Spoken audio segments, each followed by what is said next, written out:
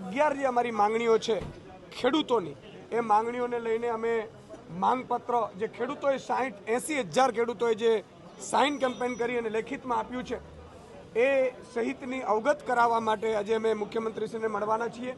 મુખ્યમંત્રીશ્રી આજે અમને સમય આપ્યો છે અને મુખ્ય માંગો અમારી એ છે કરદા પ્રથા બંધ કરવામાં આવે તમામ એપીએમસીઓમાં। તમામ એપીએમસીઓમાં જે ભાવફેર જે કરવામાં આવે છે, કડના નામે લૂંટ ચલાવવામાં આવે છે, એને બીજી જગ્યાએ લઈ જવાની કહેવામાં આવે છે કે તમે માલ અહીંયા પહોંચાડો। એ બધી જે વિવિધ પ્રકારની લૂંટો છે એ લૂંટો બંધ કરવામાં આવે।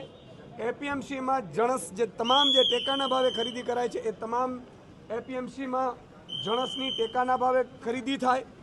આ સહિત અમે એવું માંગ કરી હતી કે ભાઈ હેક્ટરે 50,000 રૂપિયો મગ નુકસાનનો પંજાબ સરકારે, નવી સરકાર જે 3 વર્ષની સરકાર જેણે આપ્યું છે, તો 30 વર્ષની સરકારે ભાજપે પણ હેક્ટરે 50,000 રૂપિયો જાહેર કરવો જોઈએ જે ખેડૂતોને નુકસાન થયું છે એમાં પણ 22,000 હેક્ટરે જે જાહેર કર્યા છે ભાજપ સરકારે, અને એમાં પણ હજી 2400 કરોડ જ આપ્યા છે, 10,000 કરોડ રૂપિયા આપ્યા પણ નથી।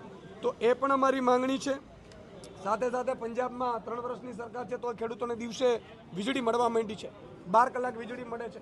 તો અહીંયા પણ અમારે માંગ છે અમારી કે ખેડૂતોને, કારણ કે ઉપજના જે પડતર કિંમત છે ખેડૂતોને બહુ જ નુકસાનકારક લાગે છે, બહુ જ ભાવ અધર ચડી જાય છે અને એના કારણે ખેડૂતો બજારમાં બીજા રાજ્યોના બીજા દેશોના ખેડૂતોની સરખામણીમાં ટકી નથી શકતા। એટલે મફત વીજળી 12 કલાક આપવામાં આવે।